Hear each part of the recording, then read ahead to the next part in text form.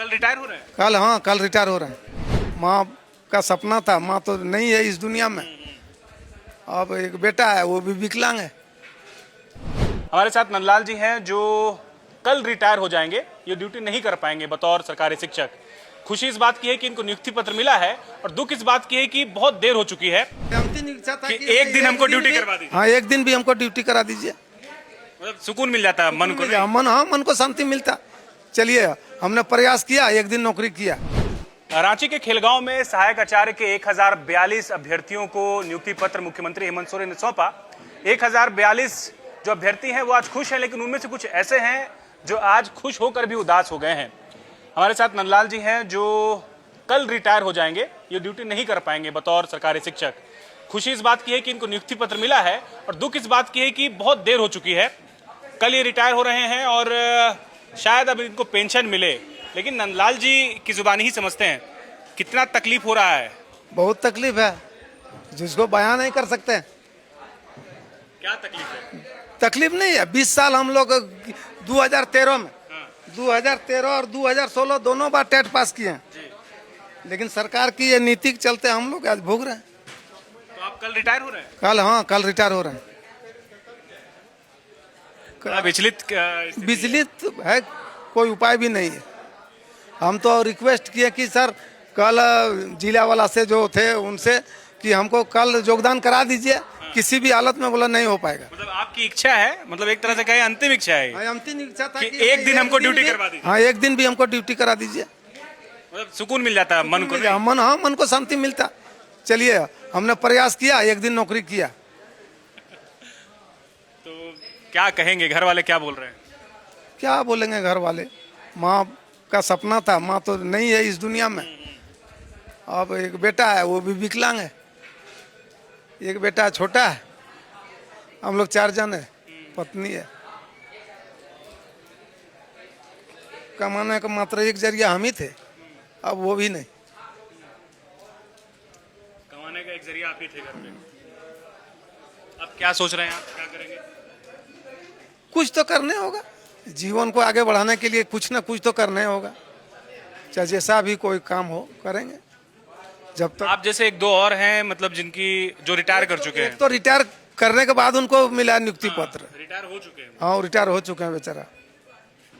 मतलब ये स्थिति ऐसे क्यों है, आपको क्या लगता है कि किसकी गलती है?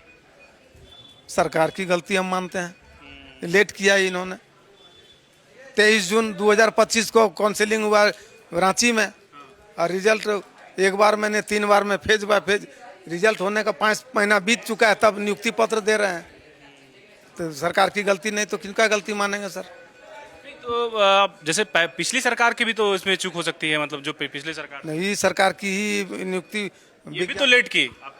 आप कब टेट पास किए थे? 2013 और 2016 दोनों में किया। अच्छा, तब रघुवर सर की सरकार थी ना? हाँ रघुवर सर की सर, तो उसमें नहीं आ पाए हम लोग। उसमें तो शैक्षणिक पर शैक्षणिक का ही था कि हम 83 में मैट्रिक किए हैं उस समय, और 2007 में जो मैट्रिक किया, दोनों को कंपेयर कर दिया तो हम लोग उसमें पिछड़ गए, नहीं हो पाया। और जिनका माने कि जो टेट में 78 नंबर लाया था वो टीचर बन गए, हम लोग 104 नंबर लाने के बाद भी टीचर नहीं बन पाए। उसी समय सरकार एक नियुक्ति परीक्षा ले लेती तो मन में संतुष्टि हो जाता कि हम परीक्षा पास नहीं किए, नहीं हुआ, लेकिन जानबूझ करके इस तरह का नियमावली लागू करके हम लोगों को। कोशिश कीजिएगा कि सरकार तक आपकी बात पहुंचे, या फिर आप जाके प्रयास कीजिएगा कम से कम सरकार इस पर पुनर्विचार करे। कोशिश तो करेंगे, अब यहाँ से क्या कोशिश कर सकते हैं, हम तो यहाँ से दूसरे पहले कोशिश किए आप, मतलब मिले विले शिक्षा विभाग में या फिर सचिव विभाग से मिले जिला में, वो बोले कि कोई उपाय नहीं है। हम लोग थोड़े देर लेट किए, लेट तो ऊपर से हुआ है। हम लोग आज जो आए थे वो पदाधिकारी, वो शिक्षा विभाग मैंने जिला से, उनसे रिक्वेस्ट किया सर किसी भी सूरत में हमको कल एक योगदान करा दीजिए, योगदान कर, हाँ एक दिन करवा दीजिए। बोला संभव नहीं है, पॉसिबल नहीं है, कल छुट्टी है। चलिए, नंदलाल जी कल रिटायर हो रहे हैं और इस बात की दुख जो है बिल्कुल होनी भी चाहिए। एक लंबा संघर्ष होता है। देख सकते हैं दादा इसको थोड़ा, देखिए इसमें वो सारे कागजात हैं, आप देख सकते हैं। लेकिन अफसोस इस बात का है कि ये रिटायर हो चुके हैं, मतलब कल रिटायर हो जाएंगे। ये इनका आधार कार्ड है, और डेट ऑफ बर्थ इसमें देख सकते हैं 1966, आप अगर करीब से देख पाएंगे। और इसी डेट ऑफ बर्थ के हिसाब से सिस्टम के अनुसार ये कल रिटायर हो रहे हैं और पेंशन हो सकता है इनको मिलेगा क्योंकि सरकारी कर्मचारी बन गए हैं।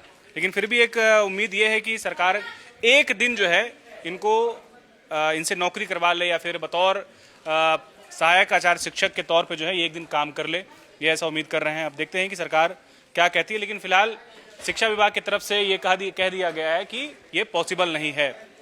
बहुत शुक्रिया।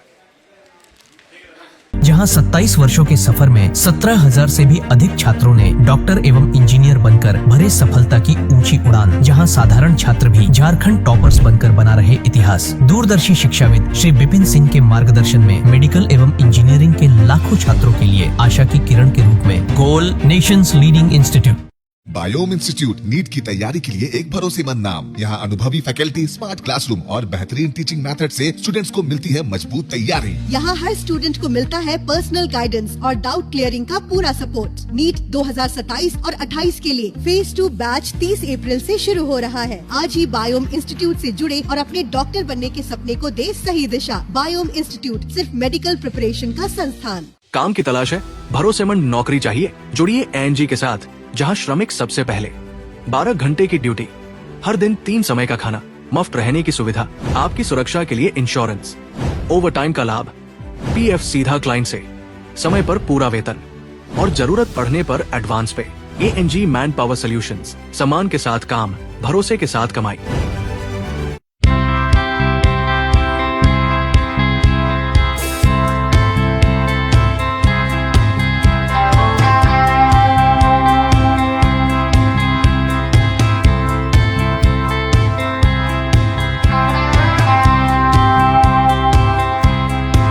followup.in.